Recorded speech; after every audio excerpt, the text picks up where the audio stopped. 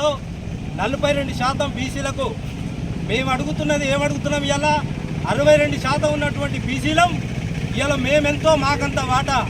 ఇలా 42% రిజర్వేషన్ అనేది మీరేసే భిక్ష కాదు, మా హక్కు. ఇలా ఈ రాష్ట్రంలో బీసీ ఎస్సీ ఎస్టీ మైనార్టీలు అందరూ ఇలా ఈ పిలుపుకు మాకు సంఘీభావం తెలుపుతూ ఇది న్యాయము ధర్మము ఈ రాష్ట్ర కేంద్ర ప్రభుత్వాలు తక్షణమే 9th షెడ్యూల్లో పెట్టి 42% బీసీలకు రిజర్వేషన్ కల్పించాలి.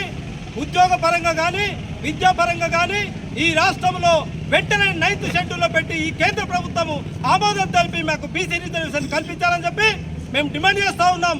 అంతేకాకుండా ఇలా ఈ రాష్ట్రంలో బీసీలు మొత్తం ఏకమై తెలంగాణ రాష్ట్రం కోసం ఉద్యమం చేసినాం. కానీ మరో ఉద్యమం బీసీల హక్కుల కోసం ఇవాళ ఉమెత్తున ఎగసిపడుతుంది.